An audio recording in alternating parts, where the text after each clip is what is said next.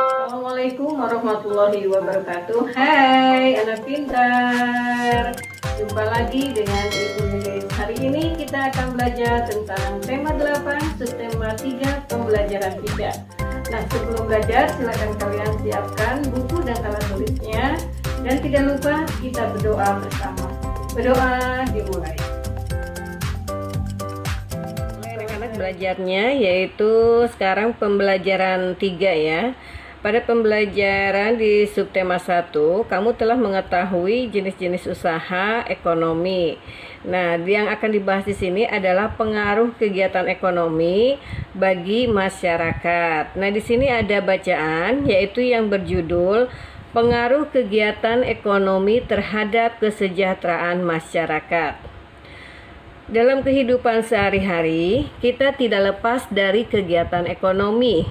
Apa sajakah kegiatan ekonomi yang dilakukan sehari-hari? Kegiatan ekonomi meliputi kegiatan produksi, distribusi, dan konsumsi.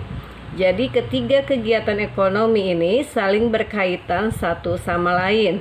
Satu kegiatan ekonomi terhambat akan mengganggu kegiatan ekonomi lainnya.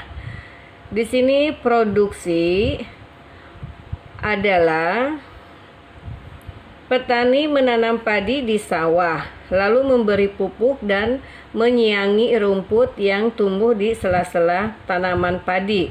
Setelah butir-butir padi mulai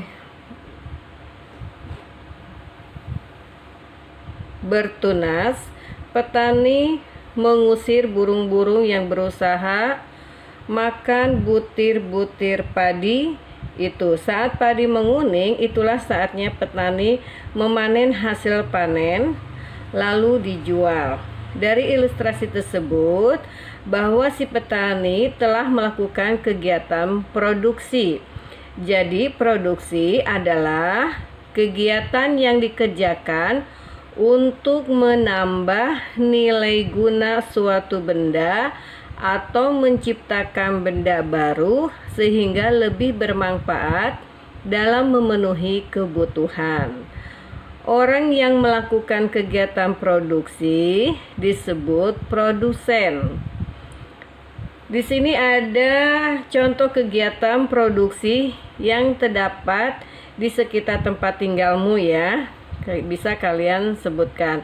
Nah, perhatikan di sini seorang petani sedang memelihara tanamannya yaitu tanaman jagung ya. Ini adalah kegiatan produksi yang berpengaruh terhadap kesejahteraan pemilik sumber daya ekonomi dan produsen. Jadi sumber daya ekonomi adalah barang atau jasa yang dapat memberikan manfaat atau keuntungan. Sumber daya ekonomi dapat berasal dari sumber daya alam atau sumber daya alam atau sumber daya manusia.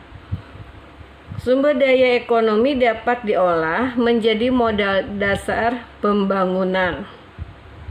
Bagi pemilik sumber daya ekonomi, adanya proses produksi memungkinkannya memperoleh balas jasa.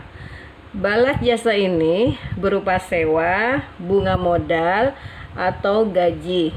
Dengan balas jasa ini, pemilik sumber daya ekonomi dapat memenuhi kebutuhan hidup.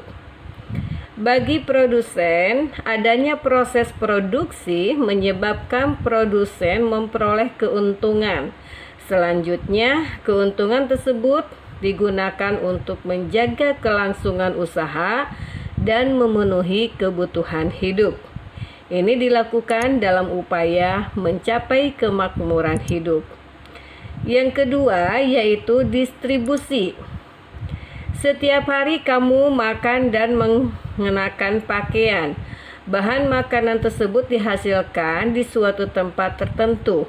Pakaian juga diproduksi di tempat tertentu lainnya. Untuk mendatangkan bahan makanan dan pakaian, diperlukan kegiatan penyaluran.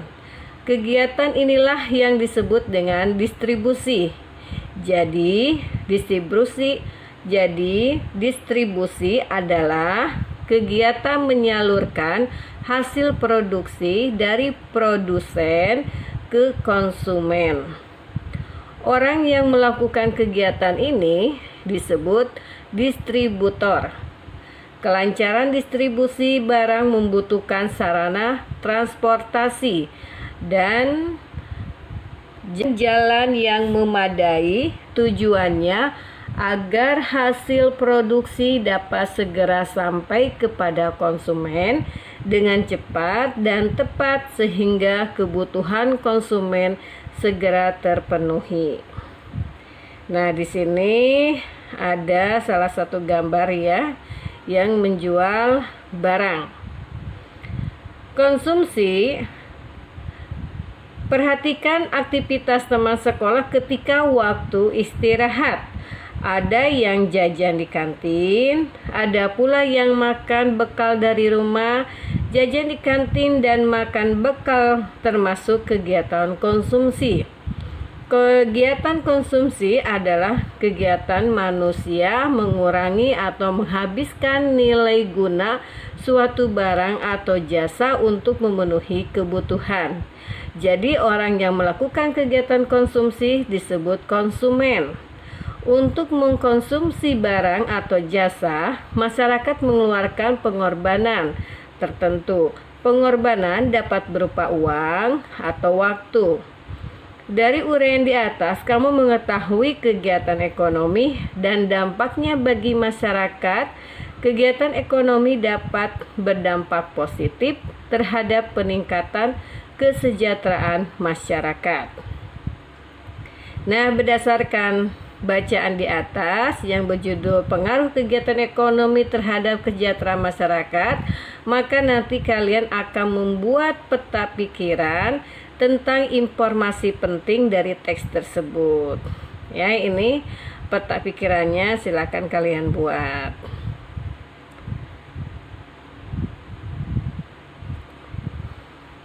Nah, setelah itu nanti kalian di sini akan mengamati ya, yaitu dari tabel ini ada kegiatan yaitu pabrik kerupuk, kemudian jenisnya yaitu produksi, orang yang diuntungkan yaitu masyarakat yang suka makan kerupuk, dan keuntungan yang diperolehnya adalah makan lebih lahap.